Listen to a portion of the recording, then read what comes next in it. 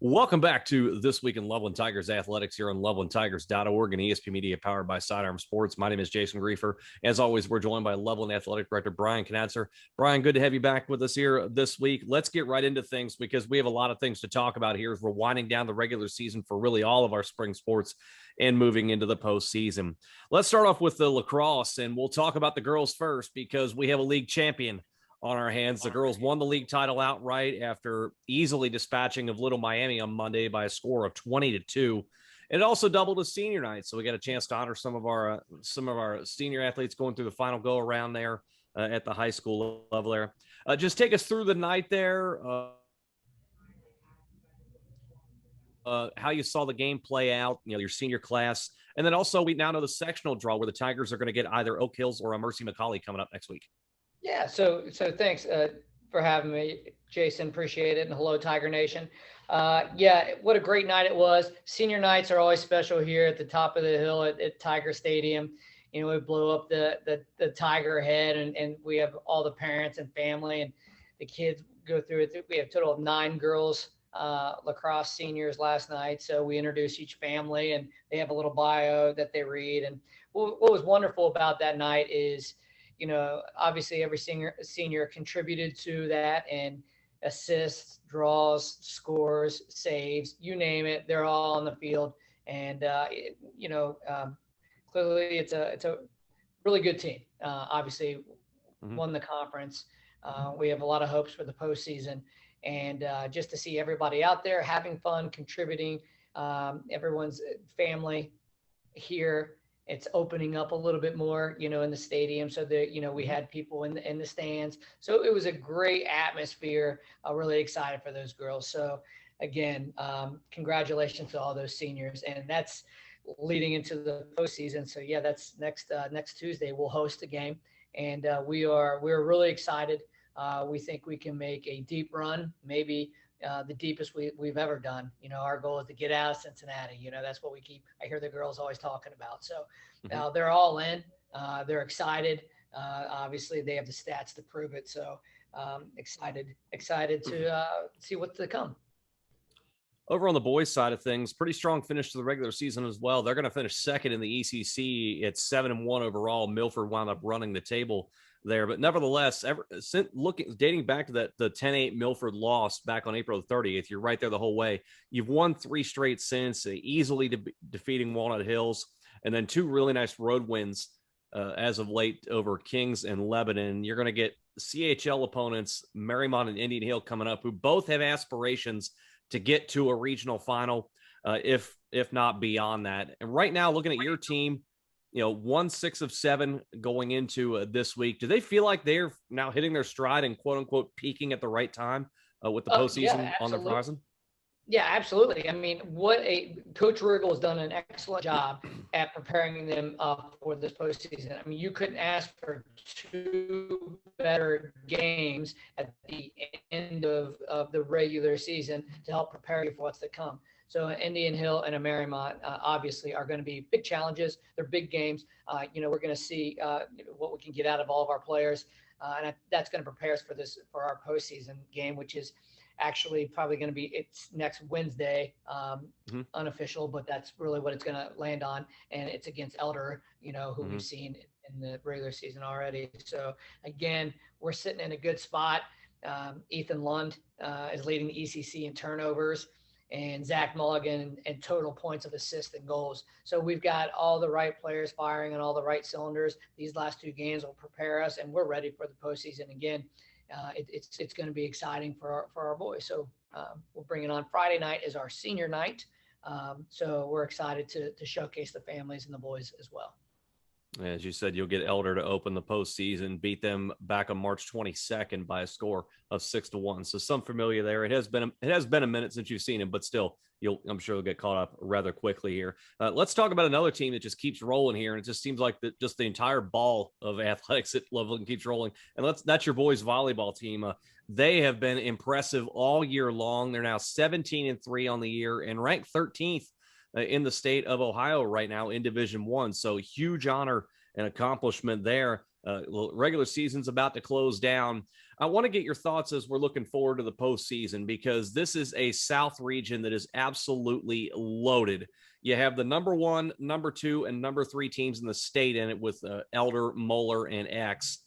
And you look at it, your team's in there as well. But unfortunately, only 2 of the 4 that we're talking about here are going to go on to the state tournament in early June.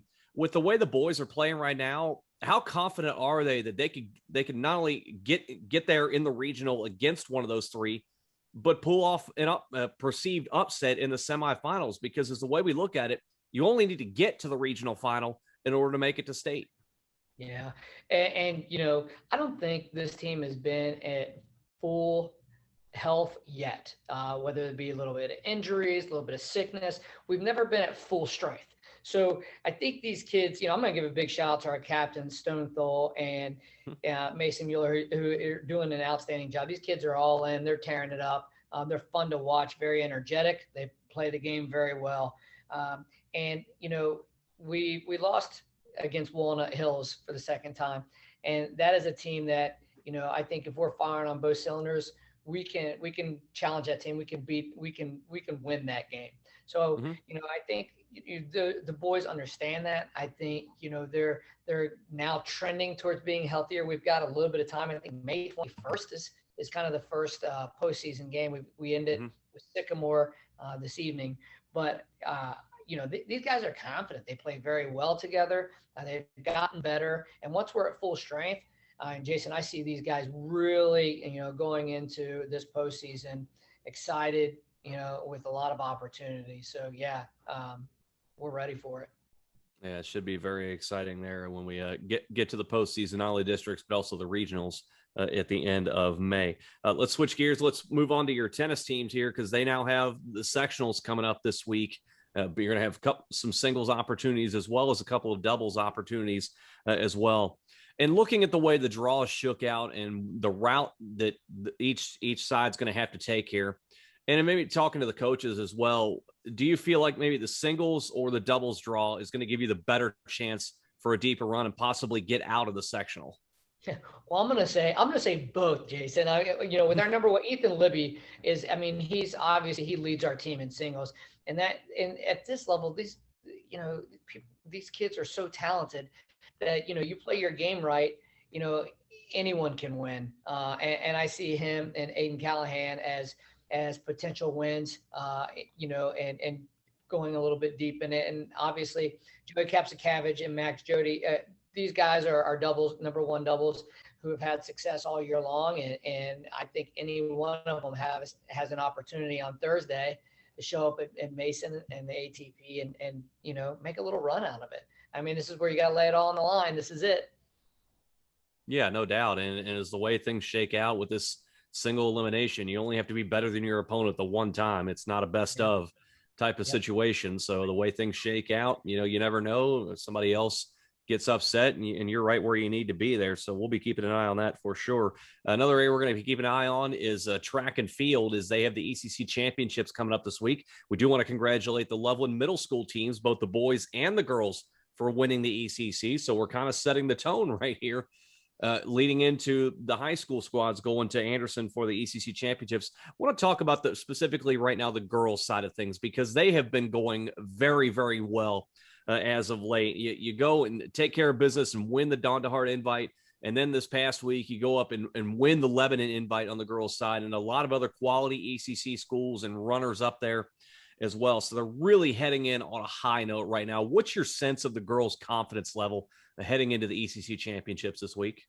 Well, I think there's a couple of events that they feel very confident in and they can compete.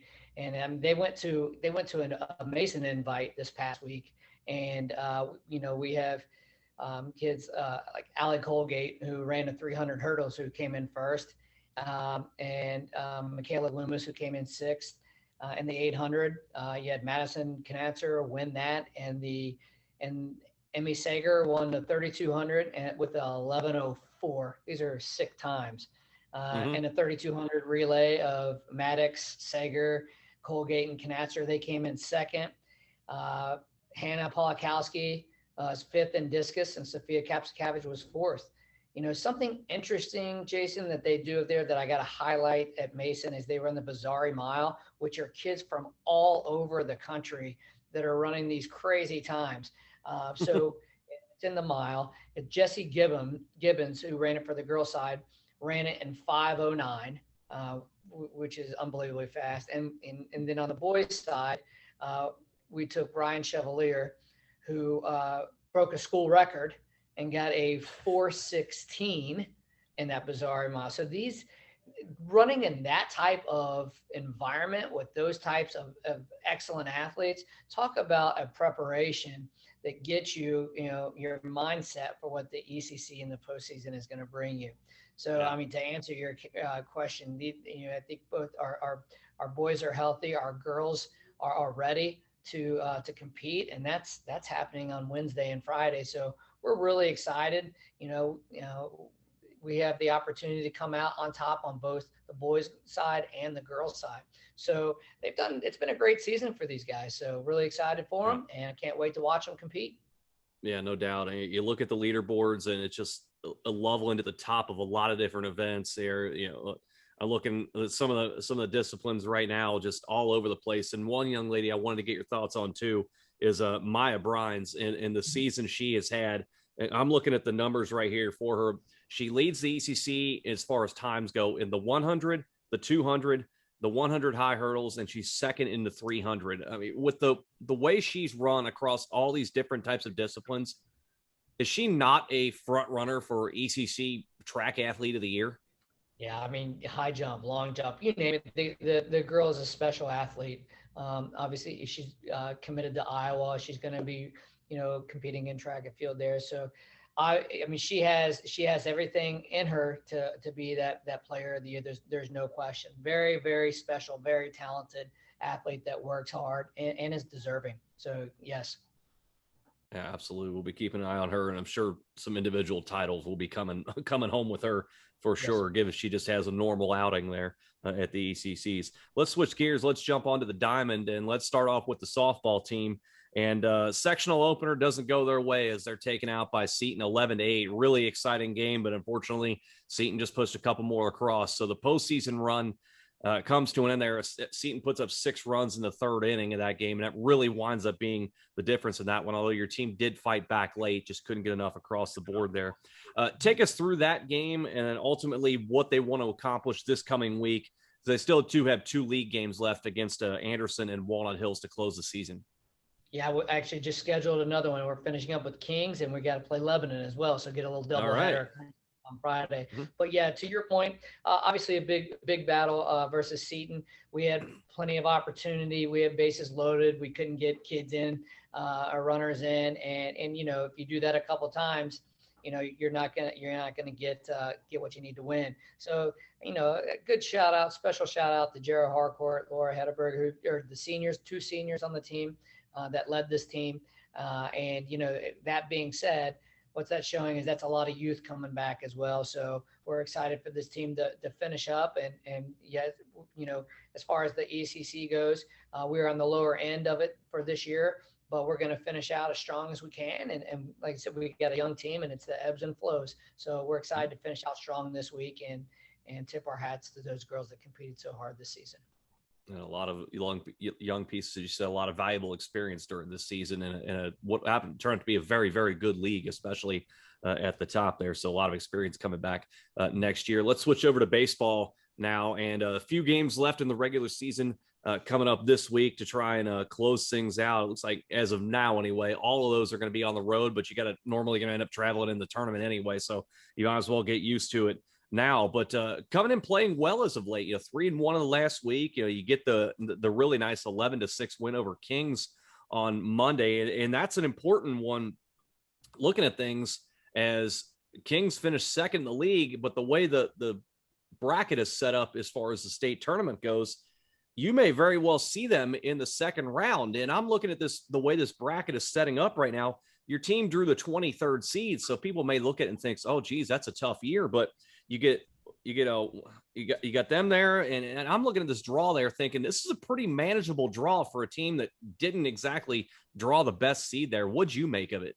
Yeah. I mean, even if we take a step back to the ECC, if you look at the Hmm. standings right now, yeah, first and second place are kind of locked in for the most part. But what is Yeah. it? Third through, almost the rest of the bracket. I mean, it's a one game difference. So, Hmm. as teams kind of wind up this week, doing some reschedules, we'll have Anderson this evening as well, and hope to win that game and puts us up into, possibly, third, fourth place. So, that just tells you how good or how equal everyone is across this conference. It's good, solid baseball. And so, Hmm. when you step in this postseason, I think you got as good a shot as anybody else.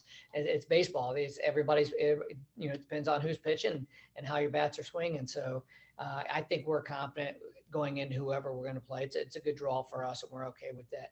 Do want to bring up though, this Hmm. Saturday, we're the first of three games at Great American Ballpark. So we're up against Lakota West. So pretty excited. Obviously our fans, our spectators can go there. Mom, dad, whomever can go and watch kids play down at Great American Ballpark on Sunday. So obviously, big deal, real big deal. We've done it in the past. It's a lot of excitement. Get to step on Great American Ballpark, throw from there, get your pictures, things like that. So we're thrilled to be and honored to be asked to be in that game. So. And that's a pretty cool deal, and especially in a season like this, where we all know we've discussed on here everything everybody's had to go through just to ensure we've had a season. I'd have to imagine at this point in the season, the kids are going to treat that as a reward as much as anything else. Also, an opportunity to get another game in and try and improve towards the postseason. But I got to imagine just as much as that opportunity, they're going to enjoy that as a treat, are they not? Oh yeah, you're gonna remember this. Hey, I played on that field. They're gonna tell that story, at college and to their own kids. So that's something that is a memory for a lifetime. So they're gonna enjoy this, and it's a last regular season game. So excited for them.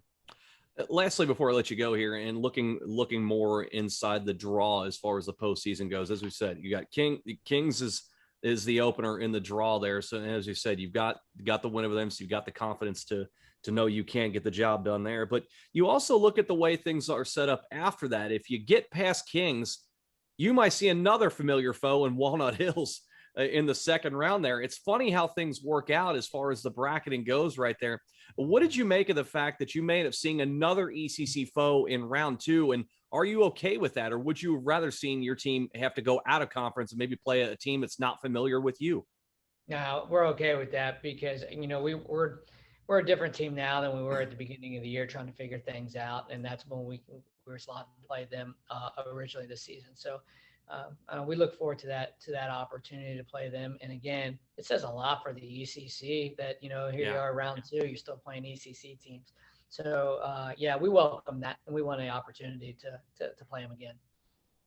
Yeah, it's a really, as you said, really good league, top to bottom, right now. So many teams. I'm looking at the standings as right now. There's seven teams within a game of each other between third and ninth place. That's how tight this league has been all year long. It's crazy to think. It's crazy to think about that, and also the fact we're nearing the end of the regular season. But nevertheless, we are here. Still got more time to go here in our coverage here, Brian. We certainly appreciate the time, and we'll look forward to some more postseason coverage next week.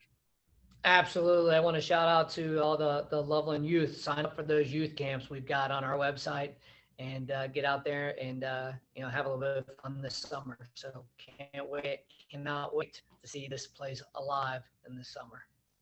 Check that out on lovelandtigers.org, and also check out all of our podcasts each and every week as Brian Knatzer joins us for This Week in Loveland Tigers Athletics on lovelandtigers.org and ESP Media, powered by Sidearm Sports.